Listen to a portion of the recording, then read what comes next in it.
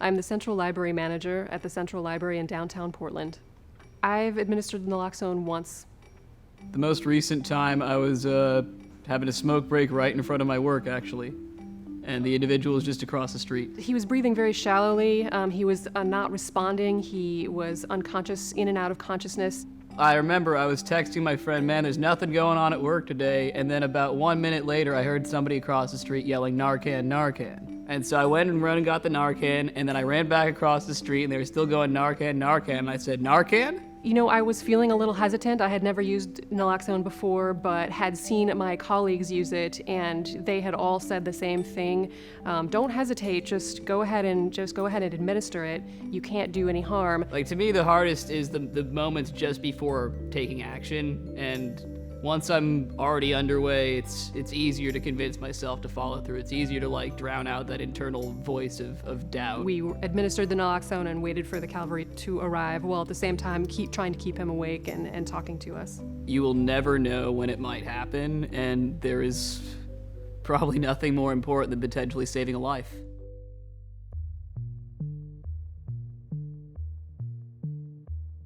Here are signs and symptoms to look out for to identify an overdose.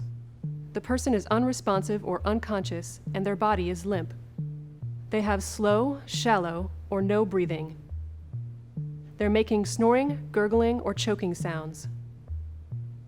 Their fingernails or lips are turning blue or gray. If you think someone is experiencing an opioid overdose, check to see if they're breathing. Look for their chest, rising and falling.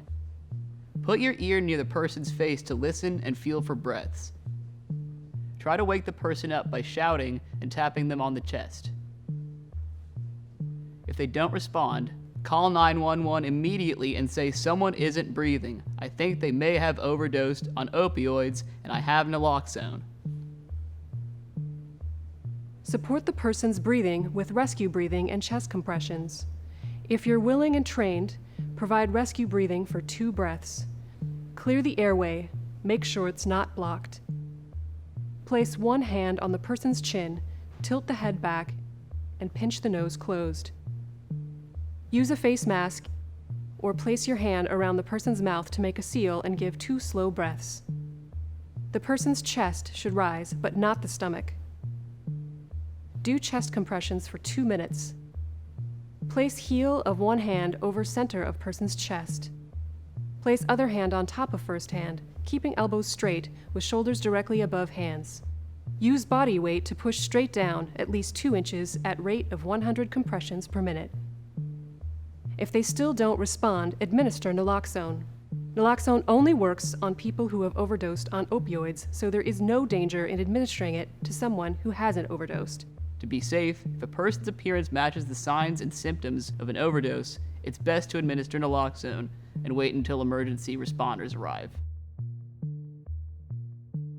If your naloxone kit contains Narcan nasal spray, here's how it works.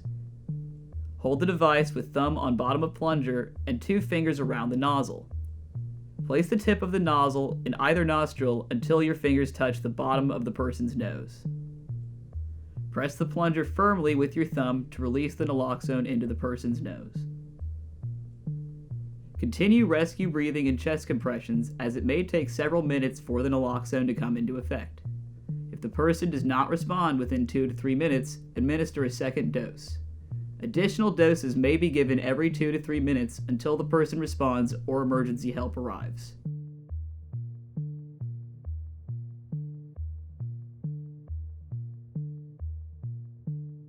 Stay with the person to monitor their response until emergency medical services arrive.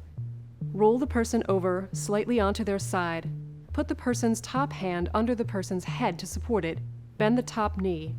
This position should keep the person from rolling onto their stomach or back so the person does not choke if they vomit. If they wake up, keep them calm and tell them what's happened. They'll probably be disoriented, upset, and feel very ill from opioid withdrawal. Signs of opioid withdrawal include body aches and fever, irritability and restlessness, vomiting and diarrhea, shivering and sweating. These symptoms are uncomfortable but not life-threatening. The person should be monitored until emergency first responders arrive, or at least 2 hours after the last dose of naloxone. Again, these are the steps to take to reverse overdose.